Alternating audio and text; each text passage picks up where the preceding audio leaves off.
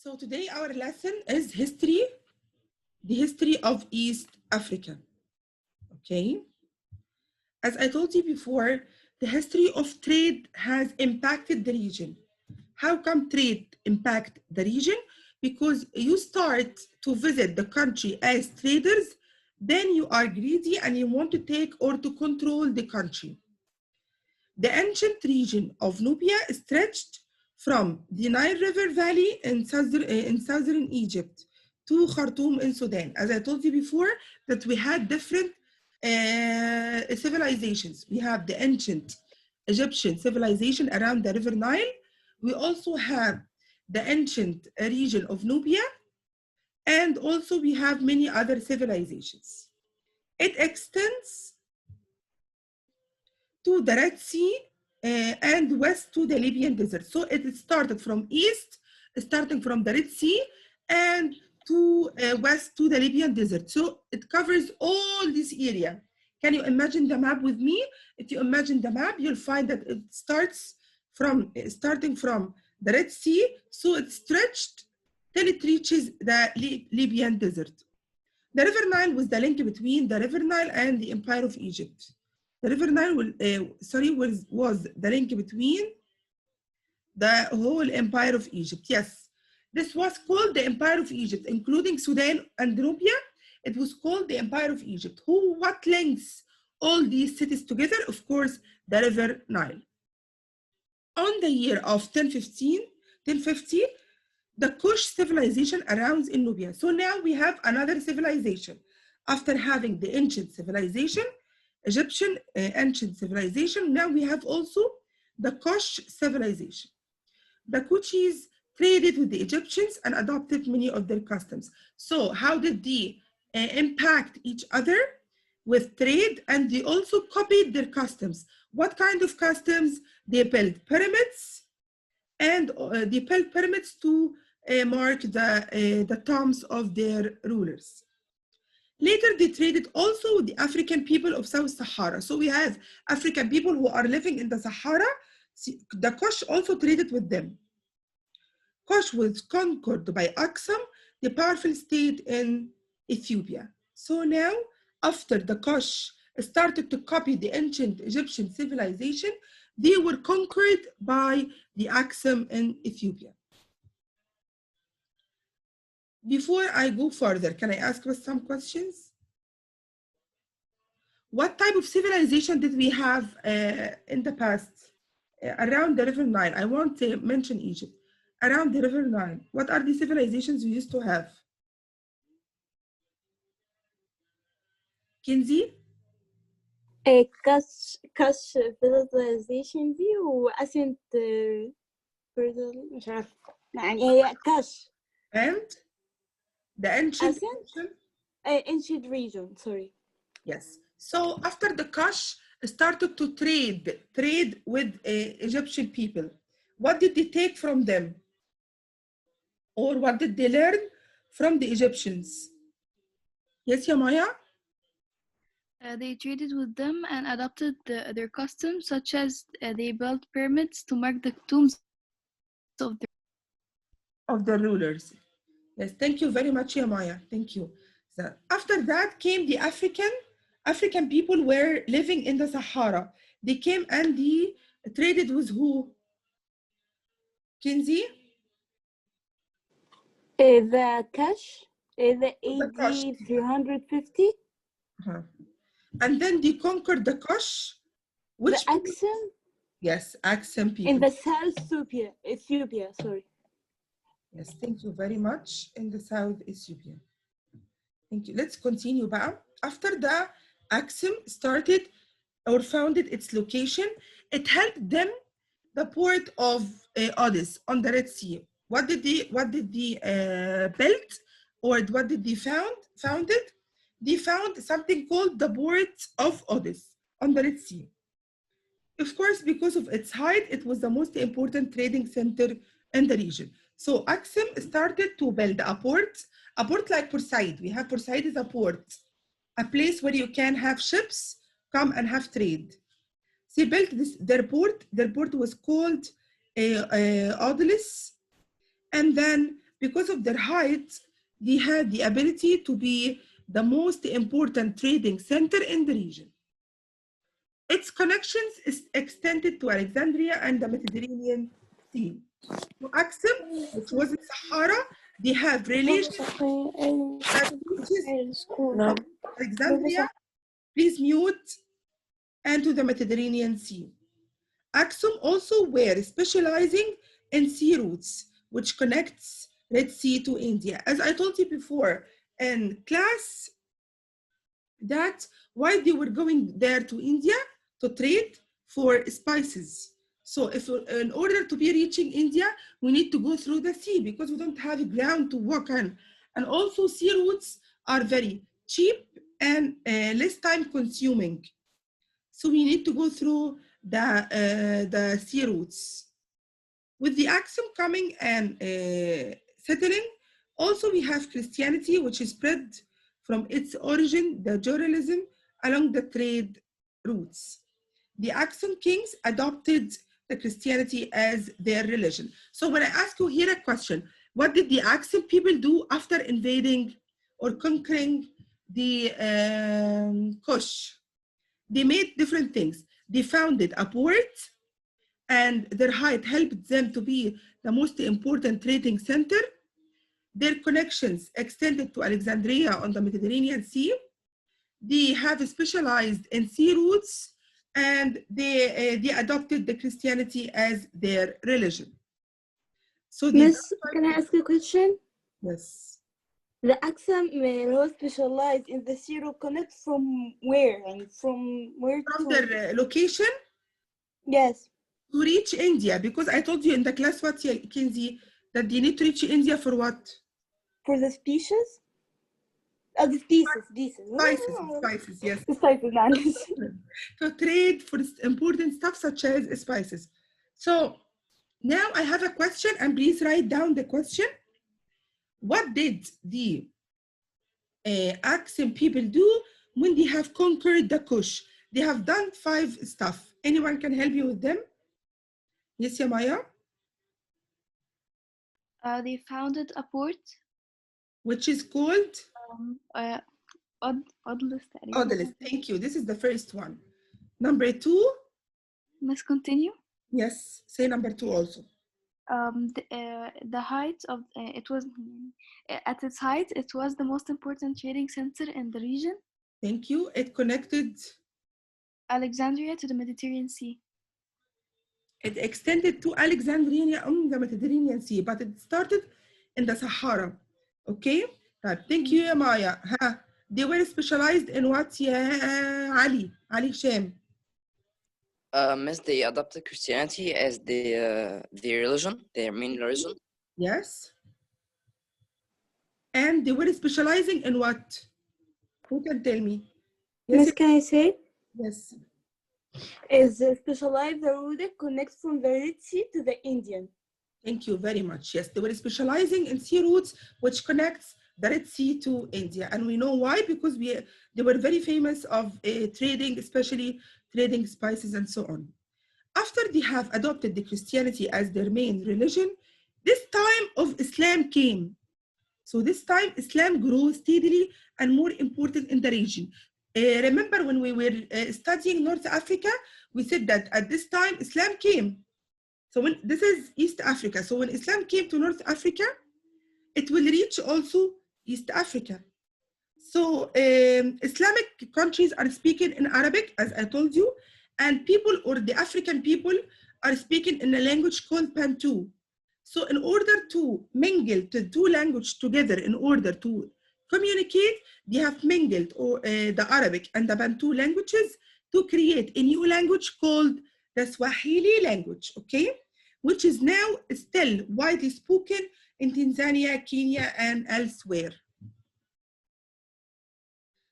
After becoming a big state in economics, you find yourself a strong state, you will start heading towards independence. As I told you, whenever you find yourself a grown-up, the city itself find itself very strong, they will head for independence. For example, here in Egypt, we have many governorates, If Port-Said مثلا find itself a very strong city, they will ask to be independent from Egypt.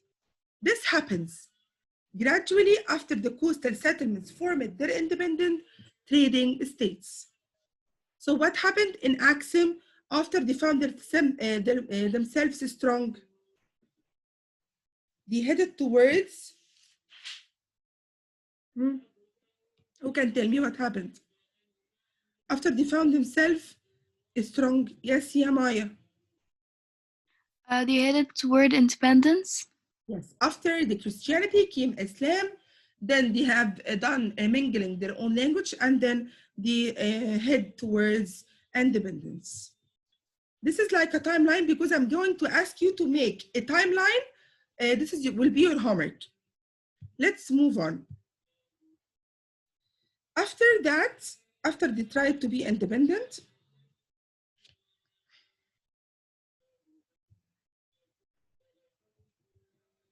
one minute.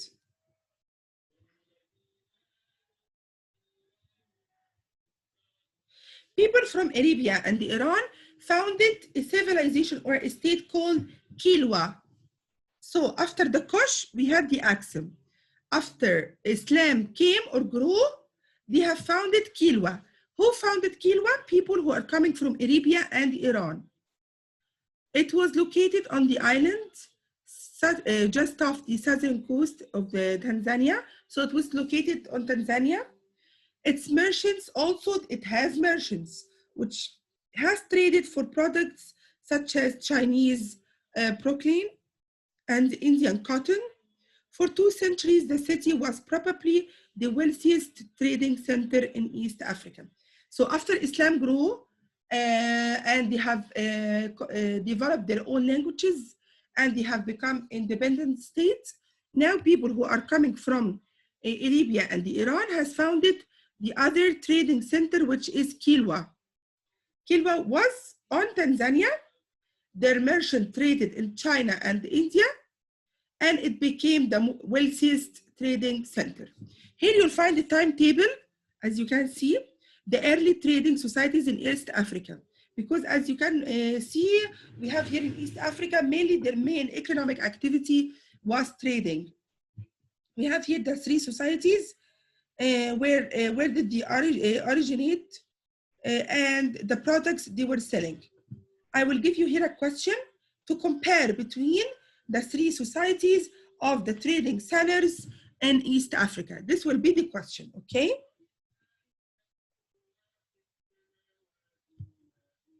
Miss, Yes. how we should memorize the dates? You should memorize the dates. Yes, you should memorize the dates in this part. Okay. Because you're going to compare between them. Okay. As you can know, the Kush came first, then the Axum, then Kilwa. Before the age of discovery began to affect East Africa, along with the other Europeans, the Portuguese established a sea route to India. What's meant by the age of discovery? Anyone knows what's meant by the age of discovery? Yes, you can see. Miss, I do not know. Try, you can see if you know. What? If you know, just tell me. It's not in the lesson. If you know, just tell me. Huh? Maya, what's meant by the age of discovery? It's the age when Europeans started to discover more lands here. Yes, exactly. When Christopher Columbus started to go or Europeans started to discover other lands outside their country and they started to go sail on the sea to find new lands. So this is the age of discovery. After the age of discovery began, this age of discovery to affect East Africa because it affected East Africa and we will know how. But Europeans, especially the Portuguese, established a sea route to India. So Europeans, or especially the Portuguese, wanted a sea route to India. Because why they wanted a sea route? Because it will be cheap and it also will have less expensive and it will be less time consuming. From Europe, they sailed around Africa to the coast of Arabia and to India. So this was their sea route they have established. They have established a sea route which will be sailing around Africa up to the coast of Arabia, then on the top to India. This was طبعا much easier, less expensive than any overland trade routes. So they prefer the sea routes more than the overland routes because they are less expensive and much easier. This way, Portuguese were able to bring back many valuable spices. By this way, they have been able to bring the valuable spices from India. So the trade increased, and the Portuguese began to demand tribute or regular tax payment from the East African trading kingdoms. So who established the sea route? The Portuguese. So when people started to use this sea route, especially the East African people or trading kingdoms, Portuguese people started to ask them for taxes. As now today, when people cross the Suez Canal, we ask them to pay like fees in order to cross because it's in our country. So Portuguese people had to ask East African kingdoms or demand them for regular tax in order for the East African to use their sea route. The Portuguese has also religious reasons, as well as economic motives. They wanted Christianity to replace Islam as the region's religion. So there are two things that Portuguese people wanted from the East African kingdoms. What are they? What are the two things that Portuguese people wanted from the East African kingdoms? Who can tell me? Maya?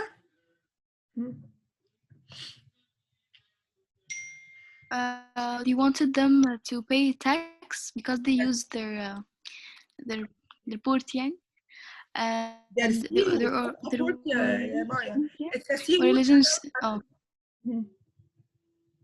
And the other thing Okay. they wanted to religious reason. Yes. They want to make Christianity the main religion in the area. The main religion in the area because now Islam has reached East Africa. So Portuguese influence in the region did not last long. They have tried to influence the region, but it didn't last long. So now I will arrange this part. I will start by number one, the age of discovery. Before the age of discovery began, Portuguese established a sea route to India. This is number one. Number two, the sea route was to start to sail around Africa up to the coast of Arabia to India. Number three, the sea route was less expensive and much easier. Number four, the Portuguese used the sea route to bring valuable spices from India. Number five, Portuguese began to ask for taxes from the East African trading kingdoms. Number six, they also wanted for Christianity to replace Islam as the region's religion.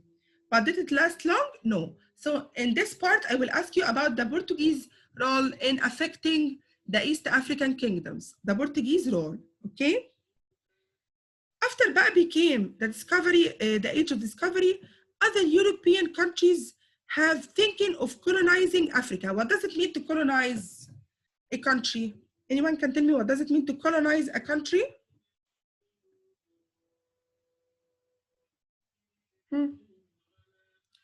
I explained it to take over land. Yes, yeah, Fadia, right?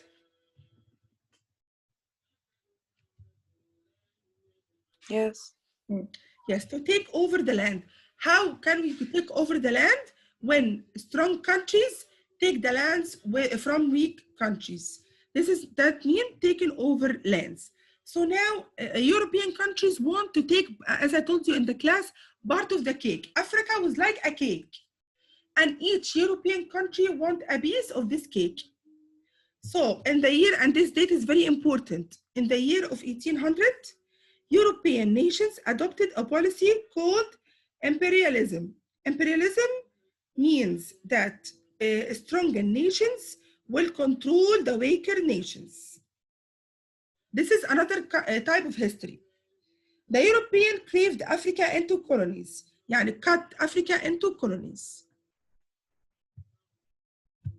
What happened?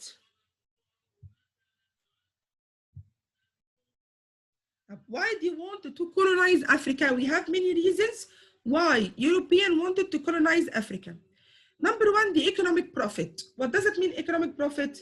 We know that East African used to have trade, and trade make them very wealthy and very rich. So the European wanted to have this profit.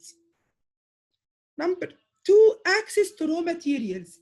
As you know that Africa in general is full of resources, and as we mentioned in the physical geography of East Africa, we have plenty of resources in between oil, coal, natural gas, gold, whatever minerals we have. So they wanted to control these raw materials. Number three, opening new markets. Yes, if Europeans have something to sell, you can sell it in Africa. So if they are colonizing Africa, they can sell this to the African people or East African people. So now they are opening new markets. And instead of selling their goods only in Europe, they can sell their goods in Europe and in East Africa, which will give them more money. National pride. National pride means that the more countries I have, I will have to be very powerful and very proud of myself as a country. Protection of sea routes. We mentioned that Portuguese have founded or have made a sea route which goes around Africa. So maybe the East African think of controlling the sea route. If I am colonizing East Africa, I will control it. I will control the sea route, so they will not be able to control it. Maintaining the balance of power. How can I maintain the balance of power? I told you that countries have started to colonize East Africa. So if France have 2 countries and England have 3 countries, I need to conquer other countries to have balance between us. So England want to be more powerful than France. Conversion of Africans to Christianity, because East African where main religion was Islam, and these European countries have adopted the Christianity, so they wanted for East African people to convert or to have conversion from Islam to Christianity. So these are the main reasons behind colonization. Anyone want to ask anything about this part?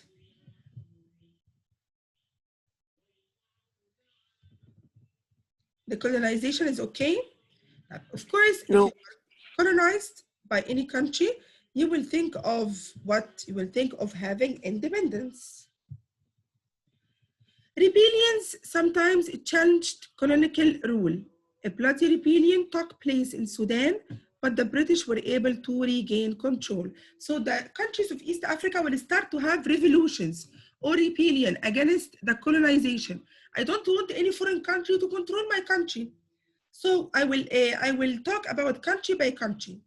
In Sudan, bloody rebellion took place, but British were able to regain the control. So a bloody rebellion means they were using weapons. It wasn't just a revolution using science, no. It was a bloody one, using weapons and war and so on. So if you are a colonized country, you will start asking for your freedom. And so then they have started to ask for their freedom from the British, but British were more powerful and has more guns طبعا and more or better weapons, so they had regained their control over the country. This is for Sudan. In Ethiopia, however, the desire for independence prevailed. In Ethiopia, they wanted to have their independence. So what did they do?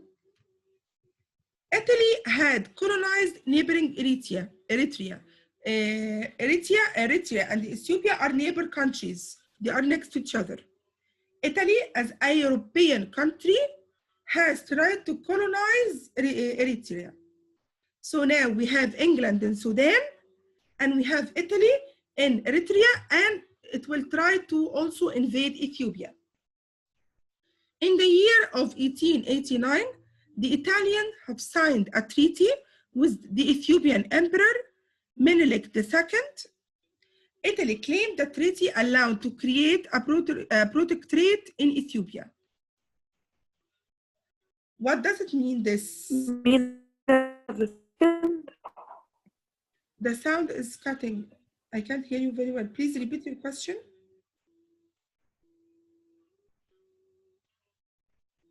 Don't worry, I will explain this part, okay?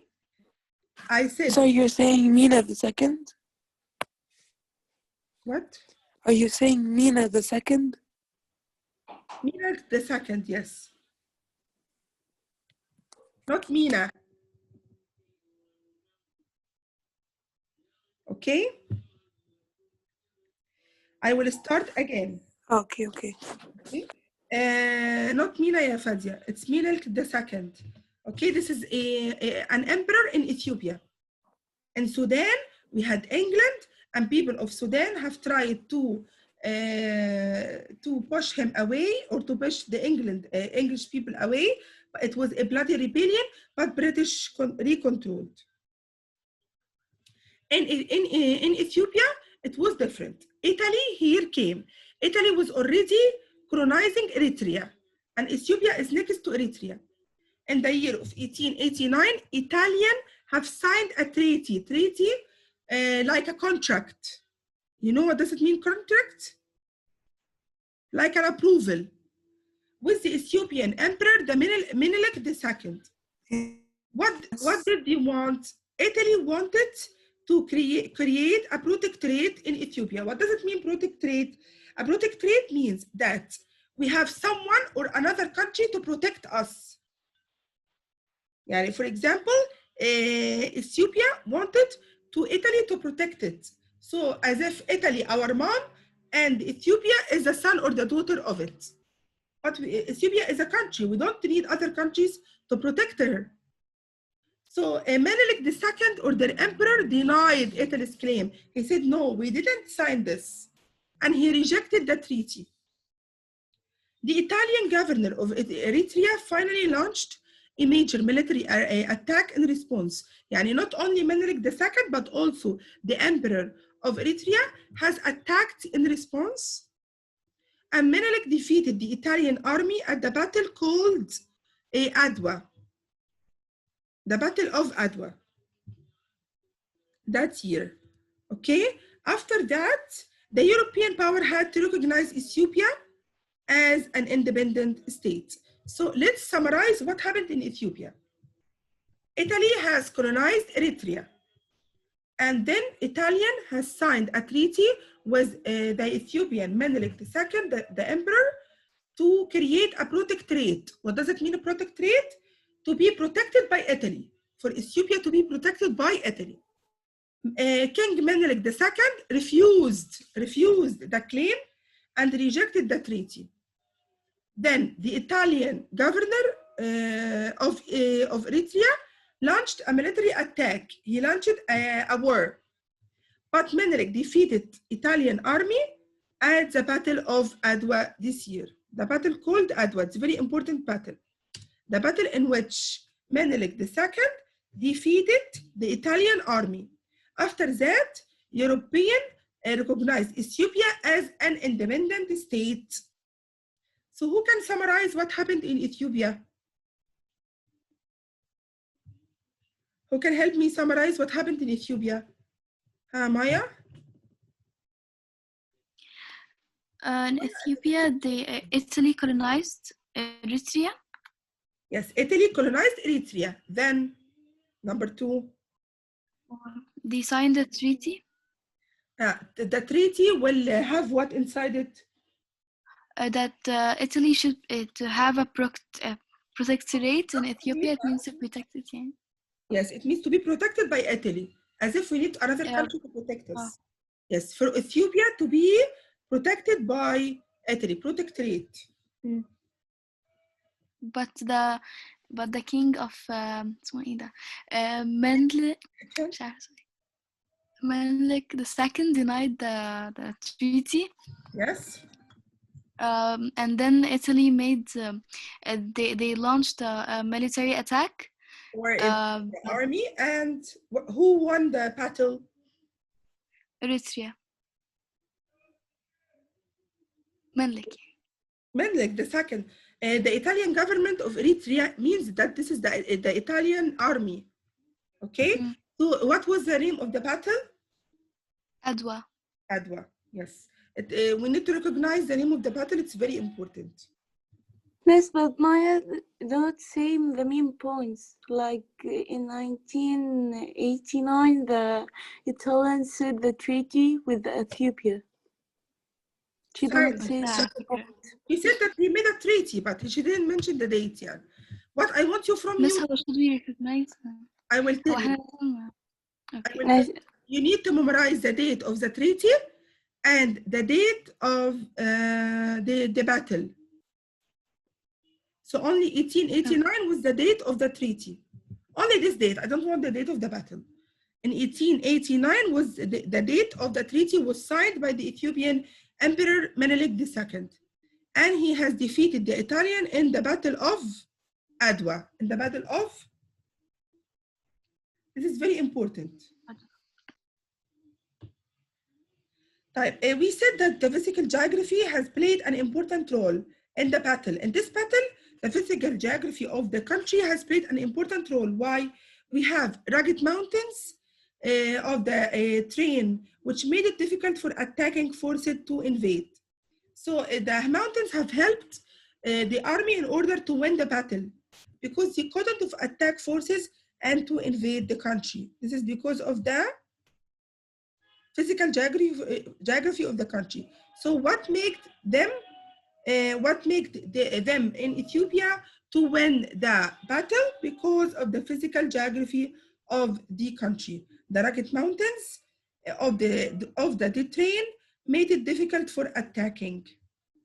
This is the last part of today for the Battle of Ethiopia. I will continue the story of independence, inshallah, on Sunday in the class. Anyone wants to ask any question about this part? After I finish the lesson, you will be asked to do a timeline for all the history of East Africa. Inshallah, on Sunday, you will be asked to do a timeline for the history of East Africa. We only have a small part, which is after the World War II, what happens? Anyone want to ask any question?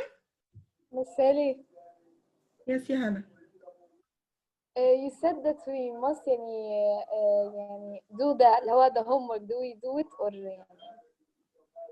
For the first lesson or the second? listen? Did you put it or? No, the second lesson, I will be finishing it on Sunday in the school, and I will post a video on the same day.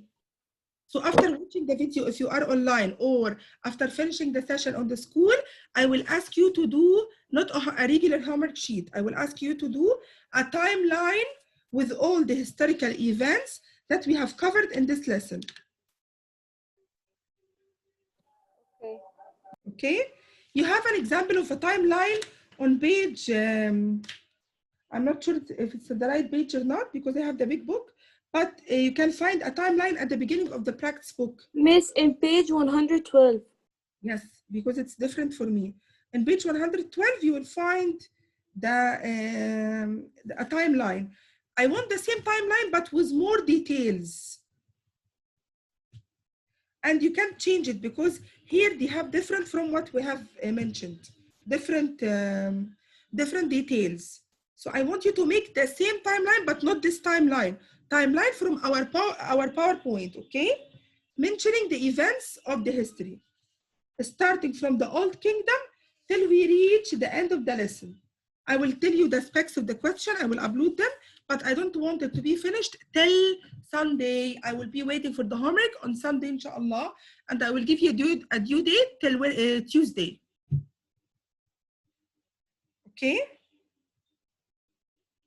Anyone wants to ask more questions? If you want to start, you can start doing the timeline today. Start summarizing the events that we have taken till you reach the part we didn't finish. يعني you can summarize the timeline till you finish the independence of Ethiopia. Okay? يلا see you إن شاء الله on Sunday and have a nice weekend. Bye.